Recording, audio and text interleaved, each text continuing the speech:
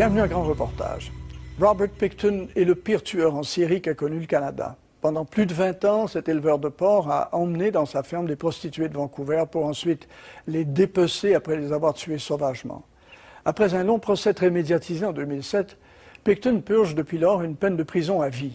Cette affaire macabre revient aujourd'hui à la surface avec l'ouverture de l'enquête publique ordonnée par la Colombie-Britannique sur le travail fort critiqué de la police de Vancouver et du rôle de la GRC. Ce qui suit dresse un portrait de Pickton et des images de reconstitution qui donnent froid dans le dos.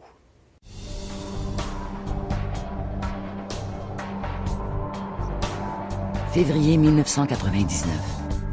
Willie Pickton est en chasse. Il se rend au Downtown Eastside de Vancouver en quête d'une prostituée ou d'une toxicomane, une femme qui a désespérément besoin d'argent. Il repère une jeune cocaïnomane à qui il propose de lui acheter sa drogue. L'ayant prise au piège, il l'emmène à sa roulotte.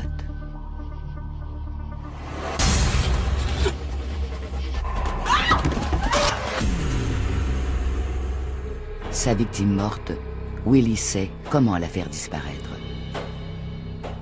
Willie a été soupçonné d'avoir littéralement dépecé les femmes comme les animaux ou les porcs qu'il abattait.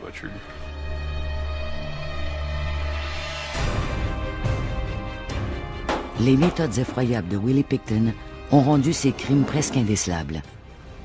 Pour l'arrêter, il aura fallu une enquête policière la plus compliquée jamais menée au Canada.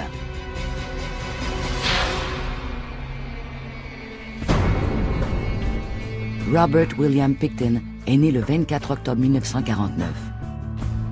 Ses parents, Leonard et Louise Pickton, ont une porcherie à Port Coquitlam, à 25 km à l'est de Vancouver. Ils y élèvent des animaux qu'ils abattent et dépecent. Ils vivaient dans cette ferme de manière primitive. Les animaux entraient et sortaient à leur gré de la maison des Pickton. Comme le père pense qu'une fille n'a pas sa place dans une porcherie, la sœur aînée de Willie, Linda, vit chez un parent à Vancouver. Willie et son frère cadet David restent pour y travailler. Et leur mère, dure et exigeante, y veille.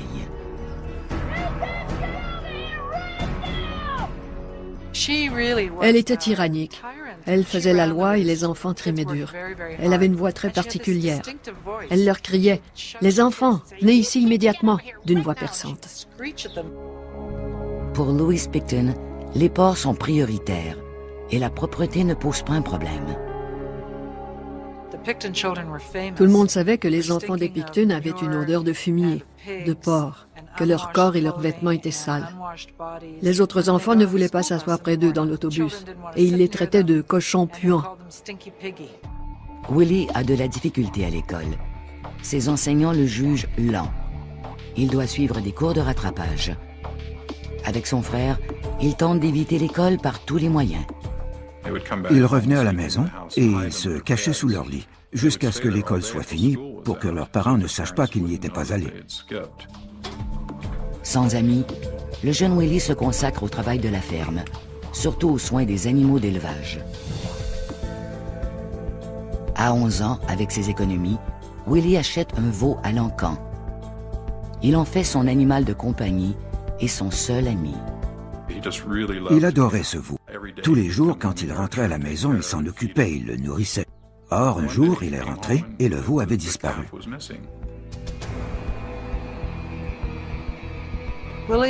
Willie est allé voir sa mère qui lui a dit d'un ton sec et déterminé « Va voir dans la grange ».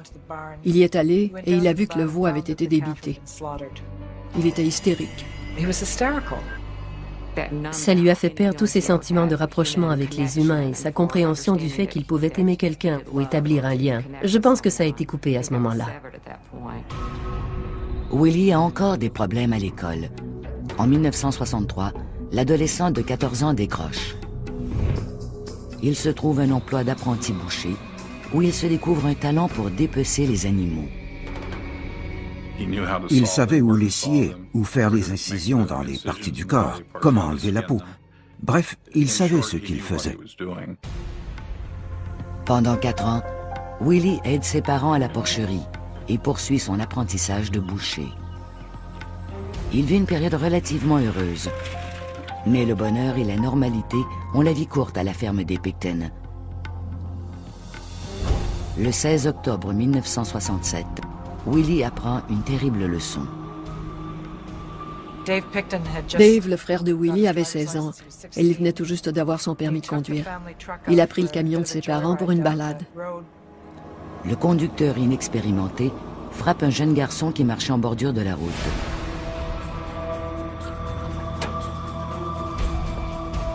David file en vitesse à la maison pour relater ce qui vient de se passer à sa mère. Comme Willie le dira plus tard à ses amis, sa mère savait exactement quoi faire. Elle lui a dit d'aller immédiatement au garage et de le faire réparer. Elle allait s'occuper de l'enfant.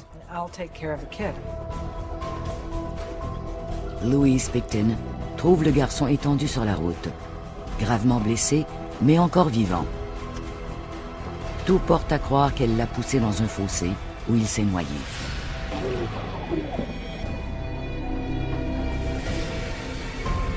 Malgré ses soupçons, la police conclut à une mort accidentelle.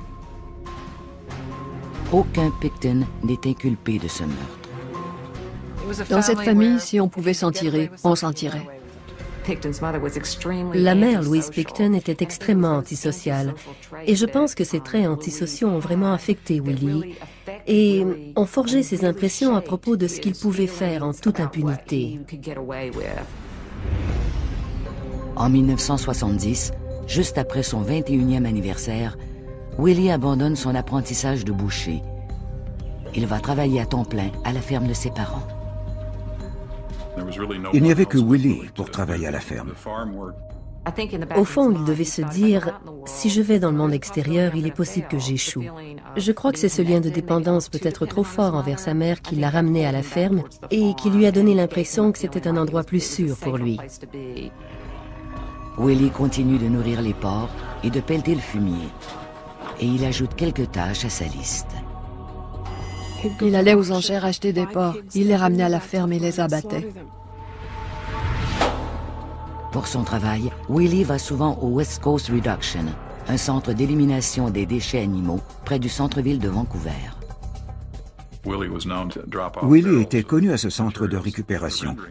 Il vidait des barils de matière qui étaient transformés en d'autres produits. Après ses visites à l'usine, Willie se rend souvent dans un quartier sordide appelé le Low Track du Downtown East Side de Vancouver. C'est un lieu de rassemblement de prostituées et de toxicomanes. Le Downtown East Side renferme probablement la plus grande concentration de misère humaine du monde développé. Il n'y a rien de ce genre ailleurs quant au nombre de personnes qui y vont et qui n'en reviennent jamais. Pour trouver de quoi vivre, ces personnes vendent de la drogue, vendent leur corps et volent. Au coin des rues et dans les bars malfamés, Willie peut acheter de la compagnie, de l'affection et du sexe, ce qu'il ne peut avoir nulle part ailleurs. Il dépensait beaucoup d'argent pour accorder à la fille tout ce qu'elle voulait, sans compter. Quand elle revenait, les filles en parlaient à leurs amis et elles disaient que c'était vraiment bien d'être avec ce gars-là. Parmi les paumés du Low Track, Willie trouve sa place. Il se met à fréquenter l'hôtel Astoria, un pub de la rue East Hastings. Là, les hommes lui parlent comme à leur égal et les femmes s'offrent à lui. Il avait grandi sans aucun pouvoir. Ces personnes qui l'aidaient, à qui il accordait des faveurs, peu importe, lui donnent l'impression d'avoir une sorte de pouvoir. Un pouvoir que Willie aime bien et dont il a de plus en plus besoin. Il emmène des travailleuses régulièrement. À première vue, il semble amical, attentif même. Mais quand la fille est dans sa voiture, il peut devenir violent.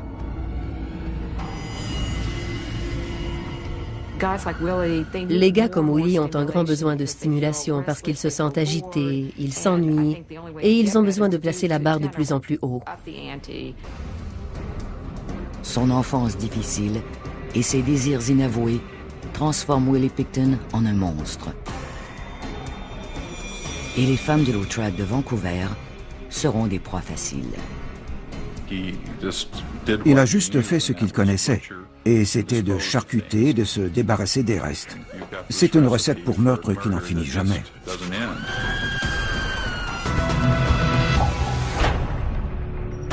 En 1975, Willie Pickton a 25 ans. Le jour, il charcute des porcs et le soir, il ramasse des prostituées dans le sordide downtown Eastside de Vancouver. Willie avait deux personnalités. À la campagne, c'était un simple garçon qui travaillait à la ferme. En ville, il était le grand dépensier de l'hôtel Astoria. Il fournissait de l'argent et de la drogue. Il adopte une routine prévisible et inquiétante. Mais en 1978, la vie de Willie change brusquement. Ses parents sont malades et en janvier 1978, son père meurt. Peu après, sa mère a un cancer terminal. Willie s'occupe d'elle et il voit cette femme jadis si forte devenir chétive et frêle. Il lui changeait les couches et il veillait sur elle. Il la soignait et il a trouvé cela très traumatisant. La chose la plus fondamentale et la plus primaire du monde, c'est la relation de l'enfant à sa mère. C'est la première relation et elle est très difficile à rompre. Avoir à s'occuper d'elle a sans doute été très dur. En avril, la mère de Willie meurt. Elle lègue la ferme et l'abattoir à ses 3 enfants. Ils se partagent le peu d'argent de l'héritage, mais le frère et la sœur de Willie ne veulent rien savoir de l'entreprise familiale. Ils laissent le travail sur la ferme à Willie. Après tout, abattre des porcs est sa spécialité. Willie n'était pas très intelligent. Il était sale, il vivait comme un cochon, et sa vie gravitait autour des porcs. Je ne pense pas qu'il aimait vraiment la vie sur la ferme, mais il savait que c'était sa responsabilité. C'était un devoir qui lui incombait. Il avait peur de ne pas réussir à l'extérieur de la ferme. Cet élevage de porcs pourrait valoir quelque chose un jour, et il valait la peine d'y rester. Le frère de Willie, Dave, s'installe dans la résidence principale et Willie emménage dans une roulotte isolée à la limite de la propriété. Il est toujours coincé à la ferme, mais pour la première fois de sa vie, Willie peut faire tout ce qu'il veut, quand il le veut. Il reçoit souvent des femmes. Il amenait des femmes qui y restaient quelque temps. Il leur apprenait les rudiments de son métier de boucher. Ils allaient au cinéma ou magasiner. C'était une belle vie en quelque sorte, avec les femmes qui se succédaient. Ces femmes ne font pas de cas de son manque d'hygiène. Willie était si repoussant qu'il devait s'abaisser pour avoir des amis. La plupart de ses amis et de ses associés étaient des personnes qui attendaient quelque chose de lui. Il donne souvent de l'argent ou de la drogue à ses femmes pour qu'elles nettoient sa roulotte ou qu'elles l'aident autour de la ferme. Mais elles ne couchent jamais avec lui et il a grandement besoin de sexe. Un soir de 1980, alors qu'il roule dans le downtown Eastside de Vancouver, Willie aperçoit une jeune fille dans la rue Hastings. D'après la fille, Willie l'a fait monter dans son camion. Et comme elle l'a dit plus tard à un journaliste, Willie est devenu violent. C'était une adolescente de 14 ans qu'il avait fait monter dans son véhicule, dans le centre de Vancouver. Il l'a agressée avec un couteau. Il l'a violée et il l'a laissée dans un stationnement. À ses yeux, les prostituées ne valaient guère mieux que les porcs. Elles étaient peut-être des êtres inférieurs, des gens qu'on peut maltraiter. Et faire cela sans se faire prendre avivait l'excitation. Malgré ce désir apparemment nouveau de violence, cette agression présumée a semblé satisfaire le désir de Willie. Pendant plus d'une décennie, il reprend sa routine. Le jour à la ferme, le soir en ville.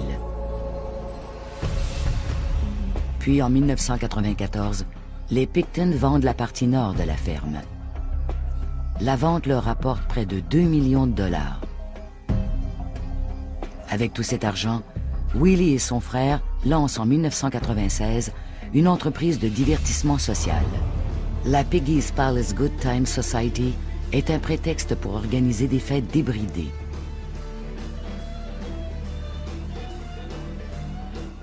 Il y avait des centaines, jusqu'à 1800 personnes pouvaient s'y trouver. Willie emmène souvent des prostituées du low track au Palace. Il les conduit ensuite dans sa roulotte. Il avait des relations sexuelles bizarres. Parfois, il les attachait. Pour la première fois de sa vie, Willie a le contrôle. Sa nouvelle fortune lui confère un pouvoir sur les gens, surtout sur la fonte du low track de Vancouver. Il exploite les prostituées toxicomanes vulnérables pour satisfaire ses fantasmes sexuels troublants. Mais sa quête de relations sexuelles bizarres va vite devenir violente et mortelle.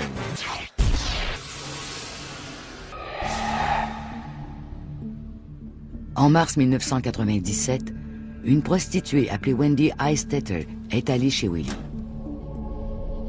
Pendant la relation sexuelle, Willie a tenté de la menotter, mais elle s'est libérée. Et Willie s'est mis en colère. Il a dit qu'il avait un couteau et qu'il s'en venait. Wendy est parvenue à prendre un autre couteau dans la cuisine. À chaque coup qu'il lui donnait, elle lui en donnait un. Presque nue et blessée, Wendy a fui la ferme. Un couple de personnes âgées qui passaient en auto l'a transportée à l'hôpital. Elle avait reçu des coups de couteau sur tout le corps. C'était horrible. Ces énormes plaies béantes d'ici à là. La police inculpe Pickton d'agression, mais Wendy a trop peur pour témoigner. Elle ne se présente pas au procès. L'inculpation de Pickton tombe. Il rentre dans sa ferme, avec ses porcs et ses couteaux de boucher.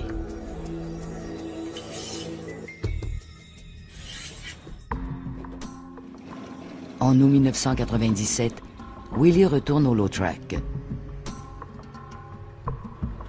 Il aborde une jeune femme de 24 ans, Marnie Frey. Marnie est une héroïnomane. Willie lui offre de lui acheter de la drogue si elle couche avec lui. Il l'emmène dans sa roulotte. Après la relation sexuelle, il devient violent. Marnie n'est pas rentrée cette nuit-là. Il l'a probablement démembrée et enterrée sur la ferme. Certains membres, du moins. Ce qui restait, Willie l'a peut-être apporté au West Coast Reduction, le centre de recyclage des restes animaux qu'il fréquentait. Le meurtre de Marnie Frey marque le début d'un chapitre de violence dans la vie de Willie Pickton. Outre son envie irrésistible de dominer sexuellement les femmes, il a maintenant le goût de tuer. De 1995 à 1997, 21 femmes disparaissent du Downtown East Side, ce quartier malfamé de Vancouver. Il aimait chacune des étapes. Les aborder, leur faire la cour au coin de la rue, discuter du prix, l'assassinat, le dépeçage. Je pense que c'était un processus qu'il aimait vraiment. Mais personne ne soupçonne Willie Pickton d'attirer des femmes à sa ferme et de les tuer.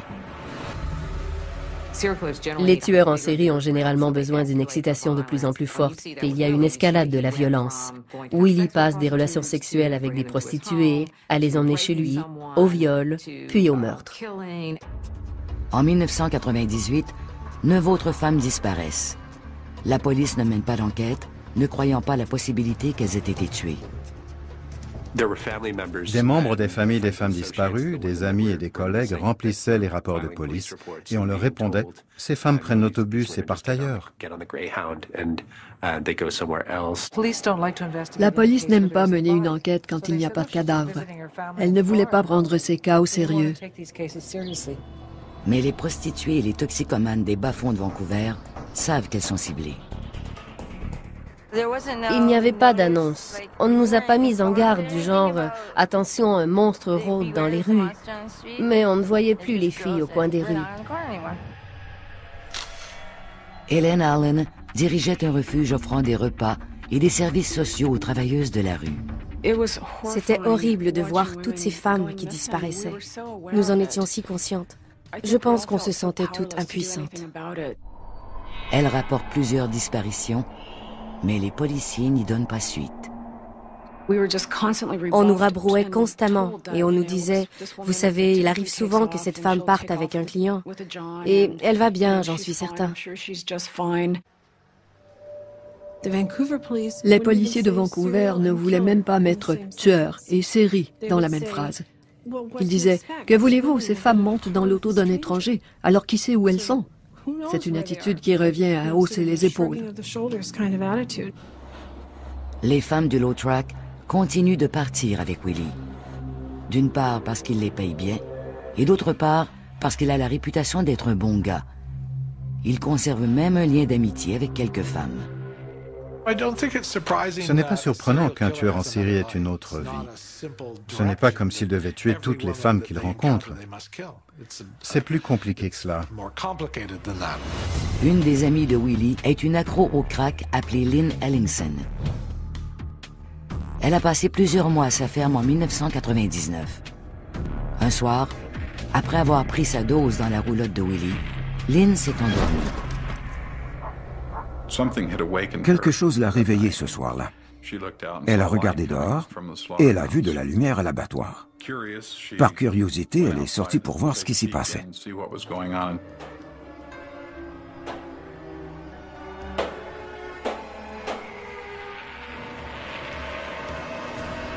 Une femme aux ongles d'orteil vernis en violet se balance devant elle. Il s'agit de Georgina Papin, la dernière victime de Pickton. Terrifiée, Lynn s'enfuit de la ferme.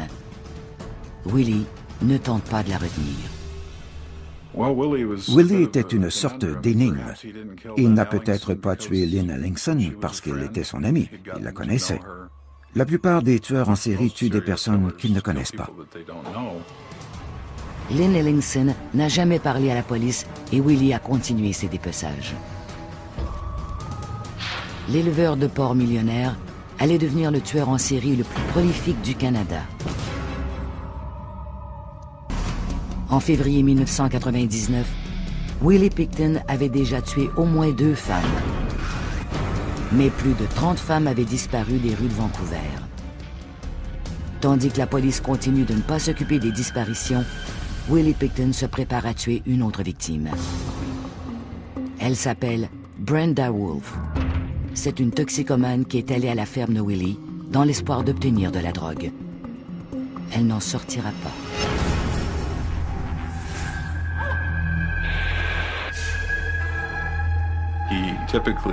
Généralement, il attachait ou menottait ses victimes et il les étranglait avec un fil de fer ou une ceinture. Willie dira plus tard qu'il transportait les corps sans vie de ses victimes à l'abattoir.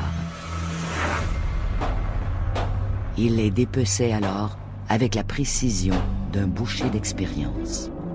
Il faisait simplement ce qu'il savait faire et c'était de dépecer et jeter. Il n'y avait probablement jamais réfléchi. Dans la plupart des cas, Pickton place les restes de ses victimes dans des barils qu'il transporte à la West Coast Reduction. Brenda est la 53e Vancouveroise à disparaître sans laisser de traces.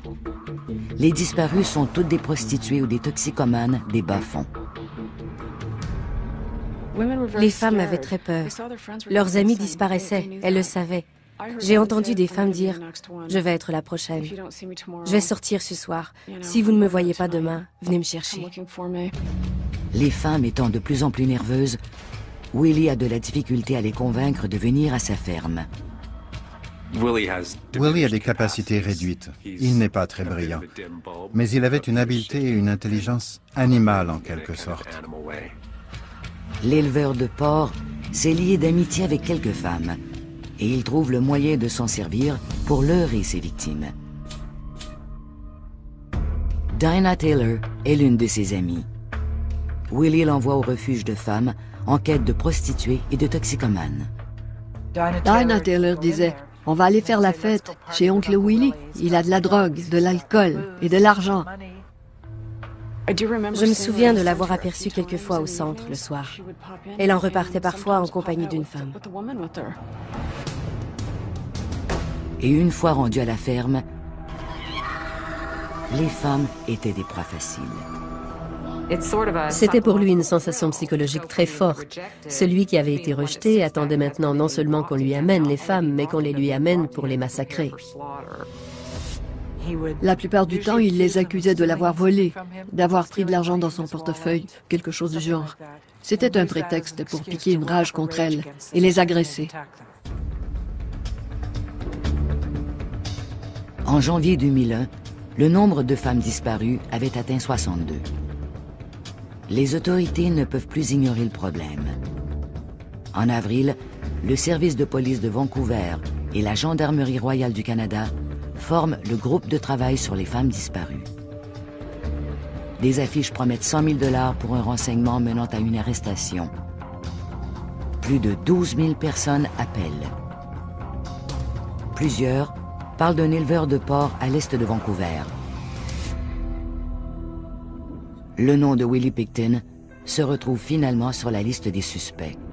Il a déjà été arrêté pour agression, mais il n'a pas été condamné. La police ne va pas plus loin. Ils ne savaient pas comment chercher un tueur en série. Ils n'avaient pas d'effectifs. Leur dossier était mal monté. Ils n'avaient pas d'échantillon d'ADN pour vérifier l'identité de ces femmes. Les membres des familles des disparus désespèrent d'avoir des nouvelles. Ils poussent la police à mener une enquête. Peu importe qu'on les appelle plusieurs fois pour leur expliquer qu'on pensait que Marnie pouvait être dans cette ferme ou ailleurs à Port Coquitlam, ils ne semblaient pas s'en soucier. Je ne sais pas pourquoi ils ne lui ont pas accordé plus d'importance. Il filait plusieurs personnes et il a probablement glissé dans une maille du filet. Willie poursuit sa folie meurtrière au printemps de 2001. En juin, il tue Andrea Josbury. Et en août, Serena Abbotsway devient sa conquête suivante. Mais contrairement à ce qu'il a fait de ses autres victimes, Pickton ne se débarrasse pas immédiatement des corps. Il met leurs têtes, leurs mains et leurs pieds dans des seaux de plastique au congélateur. Je pense qu'il est devenu négligent. Voilà un homme qui n'a peut-être pas vraiment compris les implications de ce qui pouvait lui arriver. Je pense qu'il s'est cru invincible. N'oubliez pas que sa mère s'en était tirée à la suite d'un meurtre. En novembre 2001, Willie s'arrête au coin de Main et Hastings pour parler à Mona Wilson, âgée de 26 ans. Il lui promet de la drogue et de l'alcool gratuit et Mona monte dans sa voiture. Il l'emmène chez lui dans un camping-car derrière la grange. Après le rapport sexuel, il la bat sauvagement. Peut-être cette femme a-t-elle tenté de riposter ou a-t-elle fait quelque chose qui ne cadrait pas avec ce que Willie avait en tête, ce qui pourrait avoir déclenché la rage qu'il avait en lui. Willie la bat avec un revolver de calibre 22. Son sang éclabousse les murs et imbibe le matelas. Il se peut qu'avec le temps, il y ait eu une escalade dans ses comportements, parce qu'il avait besoin d'agir de plus en plus violemment. À la fin de 2001, 64 femmes du Low Track de Vancouver sont sur la liste des disparus. Mais la police n'a fait aucun progrès. Finalement, le 1er février 2002, les enquêteurs ont une piste inattendue. Un camionneur qui travaillait parfois à la ferme des Pickton dit à un agent qu'il a vu des armes illégales dans la roulotte de Willie. Voulant en savoir davantage sur ce suspect de meurtre potentiel, la police obtient un mandat de perquisition. Ils devaient procéder très prudemment pour ne pas manquer cette chance. 4 jours plus tard, les policiers de Vancouver arrivent à la propriété des Pickton. Les découvertes macabres qu'ils y font vont déclencher la plus grande enquête de criminalistique jamais menée au Canada.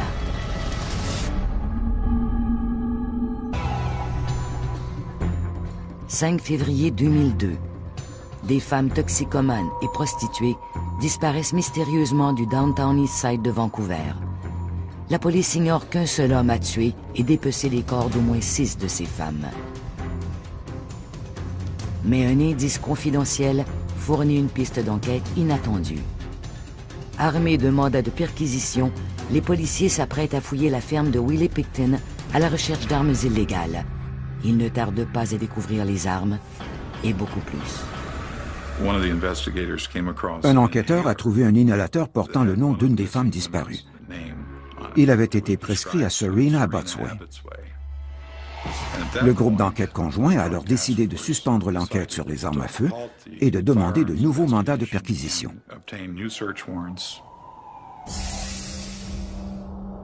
Willie Pickton passe la nuit derrière les barreaux. La police informe les médias de cette percée dans l'enquête. À l'aube, les journalistes et les équipes de caméras de tout le pays encerclent la ferme. Tout le monde était là, bouche bée. On s'imaginait les pires choses, comme si les cauchemars se concrétisaient. Sur la propriété, les enquêteurs font une découverte macabre. La preuve de l'assassinat de Mona Wilson. Ils ont trouvé un matelas imbibé de son sang. Il y avait des éclaboussures de sang par terre, sur les armoires, sur les murs, partout, jusqu'à la cuisine. À l'extérieur, une poubelle contenant tout ce qui reste de la disparue. On pouvait voir son cerveau, ses cheveux. On voyait son crâne coupé en deux qui flottait dans ce liquide rosé. Dans la salle d'interrogatoire, les policiers cuisinent Willie pendant des heures. Mais Pickton est d'un calme déconcertant. Il nie tout. Une partie de lui s'en foutait, comme sa mère qui s'était fichée de ses sentiments.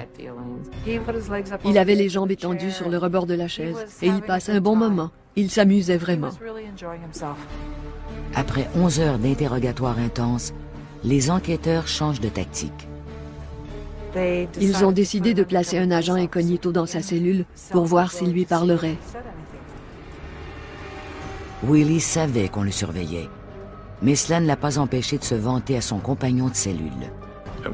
À un moment donné, Willie a dit aux policiers qu'il visait le chiffre rond de 50, ce qui voulait dire qu'à ses yeux, il en avait tué 49.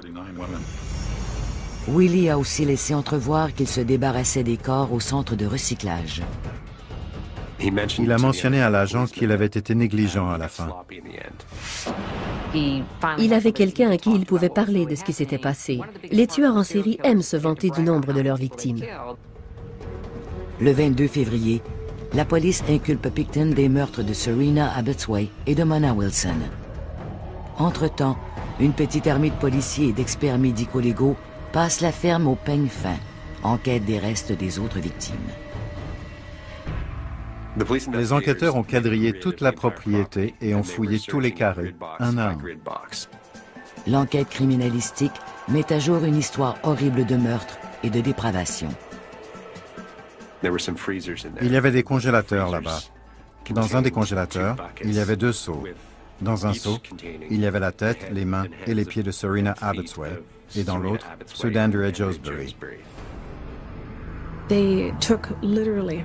Ils ont pris des centaines d'échantillons d'ADN. C'était une opération policière extraordinaire. Une fouille criminalistique inédite.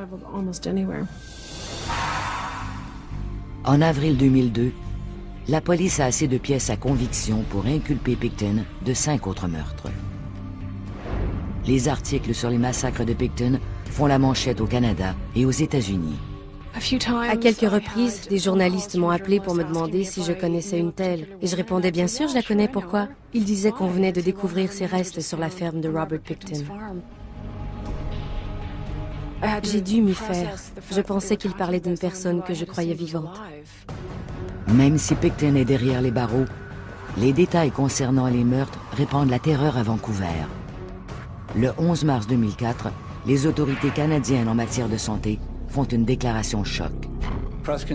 La contamination croisée signifie que des restes humains aient pu contaminer ou se retrouver dans la viande de porc qui a été produite. On avait reçu beaucoup de viande de porc de cet élevage. Le soir où les médias ont annoncé cette nouvelle, On a appelé Lynn, la mère de Marnie, et la première chose que ma fille lui a dit a été « Je suis vraiment désolée, ma tante, parce qu'il se peut qu'on ait mangé Marnie. » Personne ne rapporte de viande, mais bon nombre attendent avec impatience le début du procès de Robert Pickton. L'enquête criminalistique de collecte des indices à la ferme Pickton dure 22 mois. À la fin de 2005, la police a assez de pièces à conviction pour inculper Willie Pickton de 27 meurtres. Mais l'inculpation n'est pas aussi solide qu'on le souhaite. À la toute veille du procès, personne ne s'attend à entendre « non coupable ». On a vu que certains membres du jury étaient en larmes.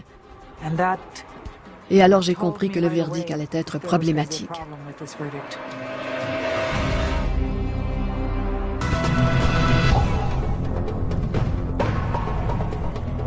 Janvier 2006. Le procès du plus grand tueur en série de l'histoire du Canada va commencer à Vancouver. Des dizaines de membres des familles des victimes sont dans la salle d'audience bondée.